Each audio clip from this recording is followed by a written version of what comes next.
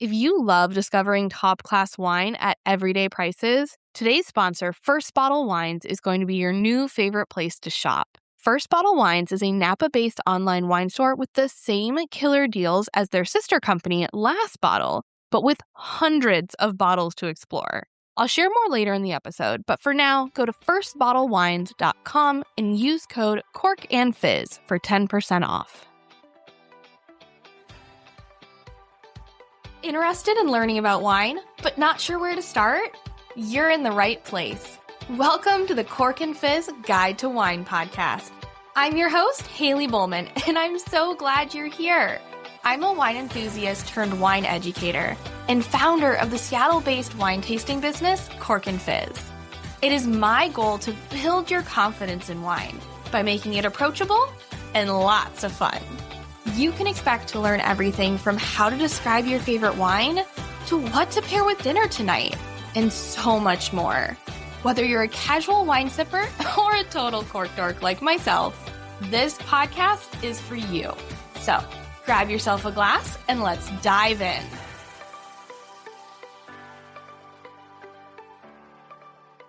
Hello and welcome back to the Cork and Fizz Guide to Wine podcast.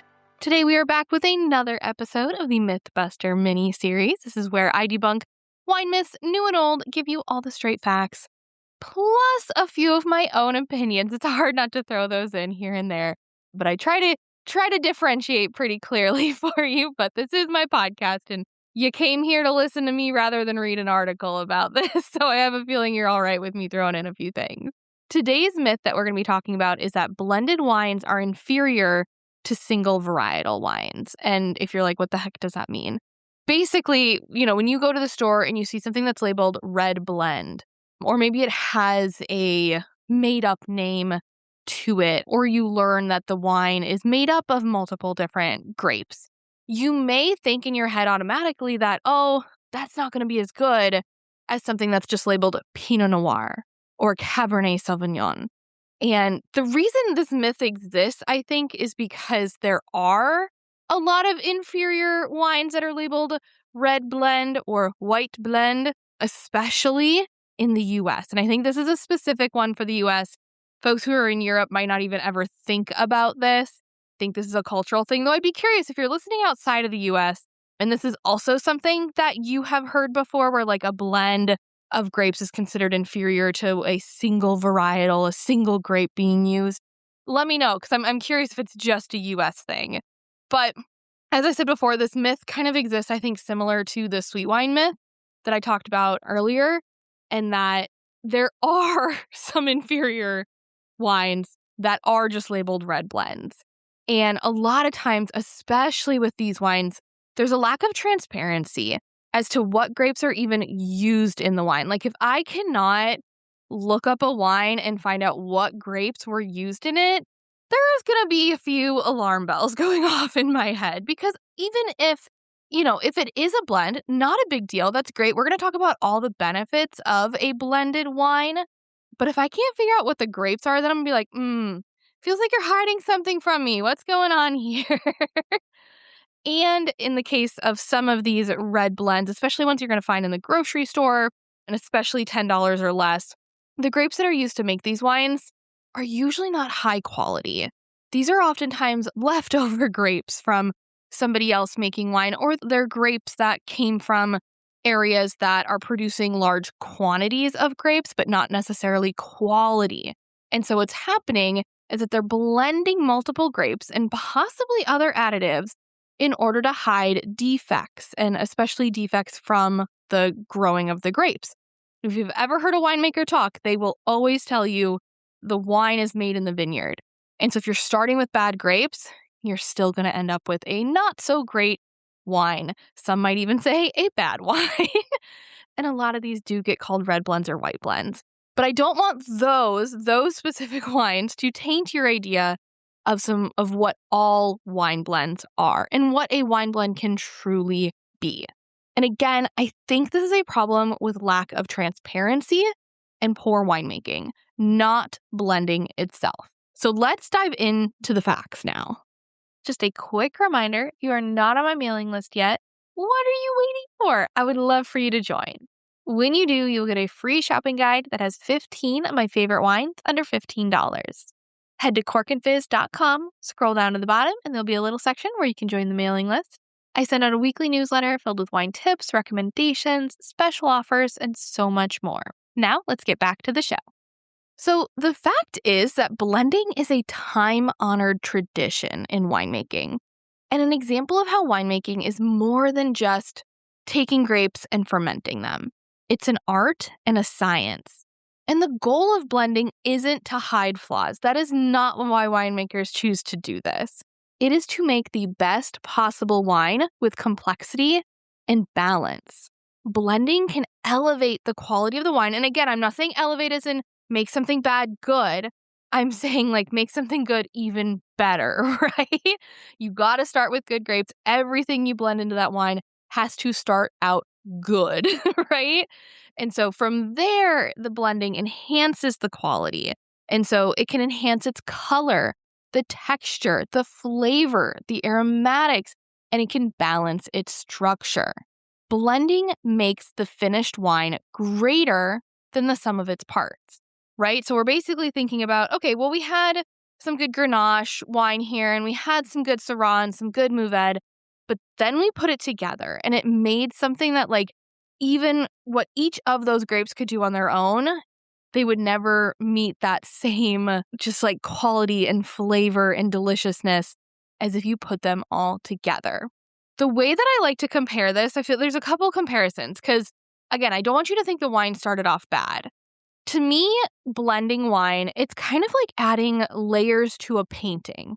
If you use just one color, you could create an interesting piece of art, right? But then you add additional layers. You start adding complexity and intrigue, right? And now suddenly each layer you add really adds something to the painting. This is the same thing as in cooking food, right? Again, you could take a turkey burger or a beef burger. I don't know. I'm a weirdo that eats a lot of turkey burgers. And you can cook it on the grill, right? It'd be pretty good on its own. I've definitely been one to just take a burger and then dip it in mayo. I know you're going to think that's also extra weird. Even that, I'm adding complexity. I'm not even just taking the burger and eating it. I'm dipping it in something, right? But then if we think about like what you truly want to do with your burger, right? You take the burger, you put it on a bun, you add a fresh slice of tomato, some nice crunchy lettuce. You know, you're getting fancy. Maybe you add bacon or you add an over easy egg and you put some aioli on, which again, fancy word for mayo. We all like mayo, right? And suddenly that burger now is so much better than when it started. And it's so much better than each of its single components, right? Like a nice crispy piece of lettuce. Sure, that sounds good. And we want to start with like a nice crispy piece of lettuce. If we started with bad lettuce, adding it to the burger doesn't really make the burger better. We want to have a good crispy piece, yeah? And then as soon as we add it to the burger, suddenly everything, when it works together, is so much better. And that's what blending wine is to me. You're going to start with good single varietal wine. It has to be good on its own, but then you're going to add it all together and it's just going to do something magical. Plus, if I haven't convinced you enough that blending doesn't just mean taking bad wine and trying to make it good, right? We are taking good wine and making it even better. Even if a wine is 100%, let's say Cabernet Sauvignon, so this is a single varietal wine, this wine could still be a blend of Cabernet Sauvignon grapes from, let's say, different vineyards, harvested at different times. It could be all from the same vineyard, but maybe they vinified it and aged it in different barrels. Almost always, a winemaker is going to split up the wine that they're making and put it into different barrels, and they're going to taste each of the barrels as they ferment and as they age. And then when they create their wine at the end, even if it's all one single grape, they're still blending different versions of it together. It goes through the same blending process. So again, blending does not mean bad. This is just a part of winemaking. It's a part of the art of winemaking, and winemakers who are good at blending are the ones that make amazing wine. Now, before I share a couple of the most popular blends out there, because hopefully by now I've convinced you that blending is not a bad thing, let's go back and talk a little bit about where the history of blending came from, right? Why would we even do this? Why not just make one single wine every time? Historically, the spirit of blending actually began in the field. Nowadays, it's done primarily in the winery, but before, this was done in the field. The grapes and lots of different types of grapes were planted side by side, and then they were all picked together. You didn't just have one Cabernet Sauvignon vineyard or one Grenache vineyard. You had everything that grew really well in the region in this one vineyard. They were co-fermented, so it means that they were all put into either the tank or the barrel to ferment together. And they were matured, and these are called field blends.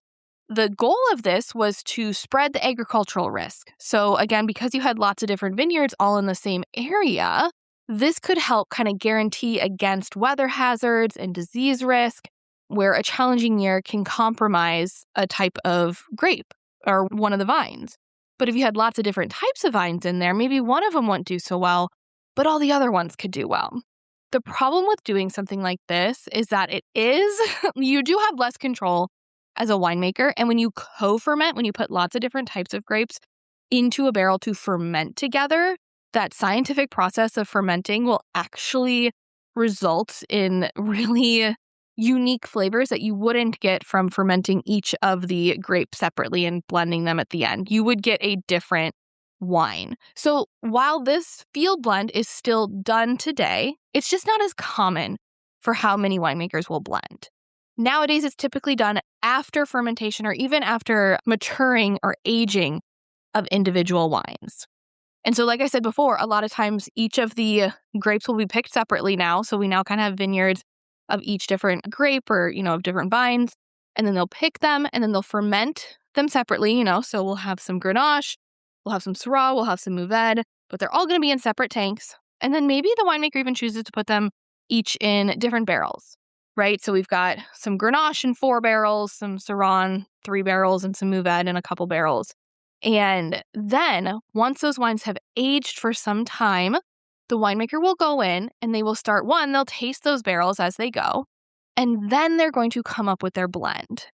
And this is a really cool experience. If you ever get the chance to nowadays, a lot of wineries are creating these blending classes, and it's an opportunity for you to kind of step in as the winemaker and create your own blend and see what this experience is.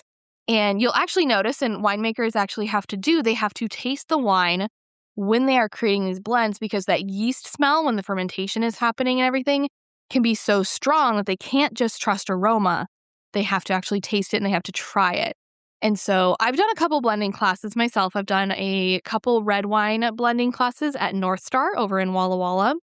And it was 4 different Merlots, so from 4 different vineyards, plus Cabernet Sauvignon and Petit Verdot.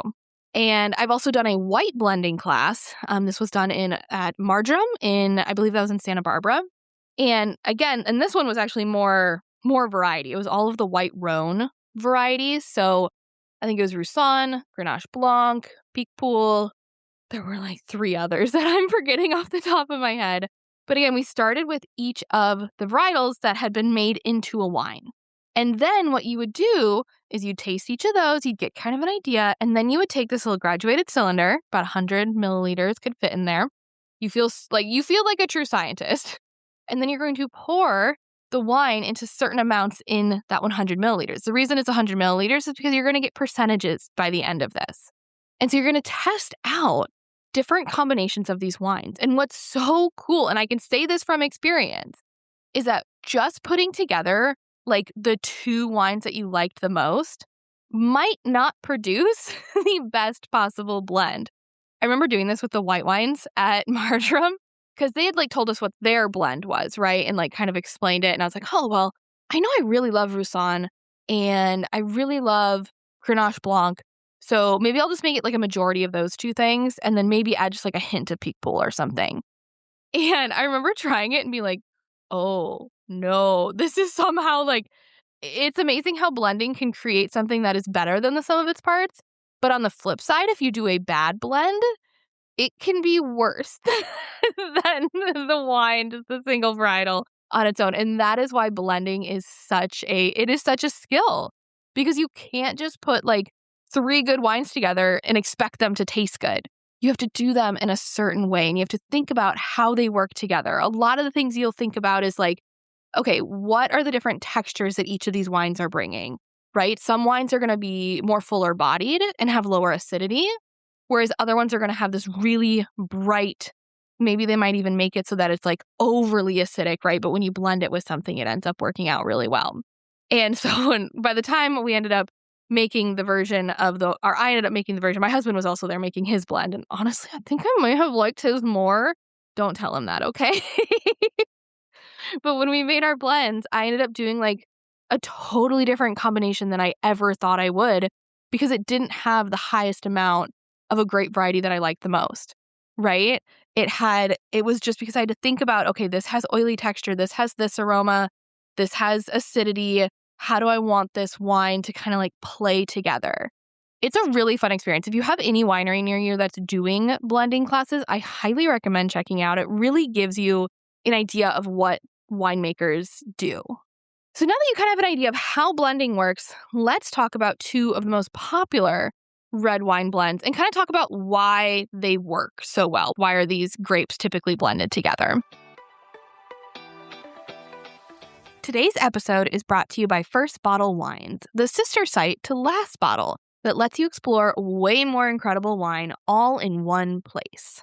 If you've ever loved a bottle from Last Bottle and wished you could find more like it, that's exactly why First Bottle exists. It's where collectors and everyday drinkers go to find their favorites for less. First Bottle is run by the same Napa-based buying team who tastes over 50,000 wines a year, which means everything you see, from legendary producers to hidden gem daily drinkers, has already been vetted by the pros. And because they source directly from wineries and importers, the prices are often far below retail. I love that it feels like a real wine lover's shop, tons of options, great vintages, and bottles for everything from a Tuesday night pasta night with the girls to a dinner party with your in-laws that you need to impress. There's no fluff, no gimmicks, just remarkable wine chosen by experts, plus free shipping when you buy 6 bottles or more. So head to firstbottlewines.com and use code CORKANDFIZZ for 10% off your order. And have fun browsing, because this site is dangerous in the best way. So the first one is called a GSM. This stands for Grenache, Syrah, Mourvèdre. You'll notice I use these as examples a lot just because they're commonly blended together. This is the main blend of what's called a Rhône blend. Rhône Valley is a region in France. So this is where, again, historically it started as a field blend of just all the grapes that grew really well there. And now they've started actually fermenting each of the grapes separately and then blending them afterwards. But a Rhône blend can have up to 19 grapes. This is a red Rhône blend that we're talking about. But interestingly enough, it can actually include white grapes too. But we're going to focus just on like the main component of it, which is a GSM. And a lot of times this blend is made outside of the Rhône Valley. You'll see areas in the US, you'll see areas in Australia or South Africa making a GSM blend. And that's typically what they'll call it or what they'll explain it as. And so again, made up of 3 grapes, we have Grenache, also called Garnacha, Syrah, also called Shiraz, and Mourvèdre, which can be called Monastrell. I know, confusing, right? But good news, they all still start with GS and M, so it's always going to be a GSM blend. So Grenache, what does this provide to the wine? This is the lightest of the 3 wines, so on its own, Grenache is a pretty light red. And it's pretty low in tannins. In terms of aroma and flavor, we're going to get some candied fruit, raspberry, cinnamon, maybe even something kind of bitter like a red grapefruit. Now, typically for this blend, you're going to have the most amount of Grenache, believe it or not. And the reason for this is that it has higher alcohol and it adds to this long finish.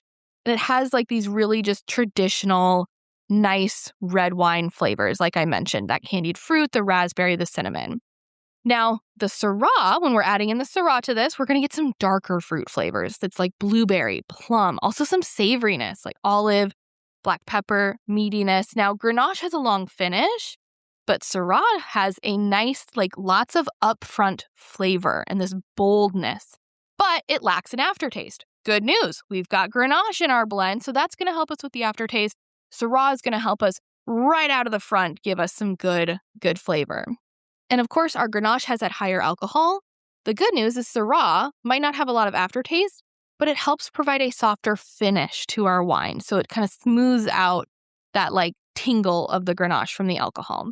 And finally, Mourvèdre. This is going to likely be used in the lowest amount. It is the most savory of the three grapes. It has a lot of, again, rich black fruit, but then like this gaminess, sometimes even tar, which doesn't sound good. Again, it's not like you're eating tar. It's just the smell of it. And also black pepper. And this one, again, has a really persistent finish. So a lot of times a really high quality wine has these really nice flavors that last for a long time after you've had a sip. The Mourvèdre will also help add tannin structure. So we get some bitterness plus some aging potential, right? And so each of these things provide something specific to the blend, and it's why they work well together. Another famous red blend is the Bordeaux red blend. And again, this one's inspired. It may also be called a Meritage in some areas. This is inspired by the Bordeaux region of France, a Bordeaux AOC wine, specifically a red, that can include up to 10 different grapes. But the key ones in a Bordeaux blend are going to be Cabernet Sauvignon, Merlot, Cabernet Franc, Malbec, and Petit Verdot. So thinking about each of these, Cabernet Sauvignon, we're going to get a lot of body. It's going to be nice, rich. We're going to get some herbal character, and it's going to be a lot of the mid palate, right? So we're kind of covering the middle of the sip. Then we get some Merlot, similar to Cabernet Sauvignon, but maybe a little more cherry fruit. And the tannins aren't as lengthy. They're kind of more like a little more prickly, like quick and sudden. Then the Cabernet Franc. So Cabernet Franc is leaner. It's more savory. When Cabernet Sauvignon has some herbal characteristics, Cabernet Franc has even more. And it has a longer finish. So while the Cabernet Sauvignon and the Merlot are going to bring us that mid-palate texture, Cabernet Franc is going to help lengthen that flavor out. So we continue to get some really good flavors. Then we got Malbec, right? We need something up front on the first bit of the sip to give us something good. That's going to give us this upfront, like, I always call it like a fruit bomb. Like, it just really provides a lot of good flavor right away on the sip and a lot of black fruit. And then finally, what's used in really small amounts, and you'll be amazed at like even just 3, 4, 5% of a grape, like of the wine being one grape variety, does make an impact. So Petit Verdot is used in those really small amounts usually. It adds some floral notes. It makes it a darker color, which for the longest time apparently has been a really good thing. I don't know if that's really a thing anymore, but anyway, for your Bordeaux blend, if you want to be darker, Petit Verdot. And it adds tannin again, so a lot of that structure and a lot of making the wine really age-worthy. Now, again, there are lots of blends that are famous out there. You've probably drank a wine that was a blend and might not have even noticed it. In terms of traditional blends, right, there are blends all over the world now, and I love it, and I think it's so fun that it's experimental, and they're putting things together that they might not have tried in the past. But there are plenty that are super traditional, and like I said, you might not have realized it. Things like white Bordeaux, right? So we talked about the red, but white Bordeaux, this is a wine that's made out of Semillon and Sauvignon Blanc primarily, plus a little bit of Muscadel.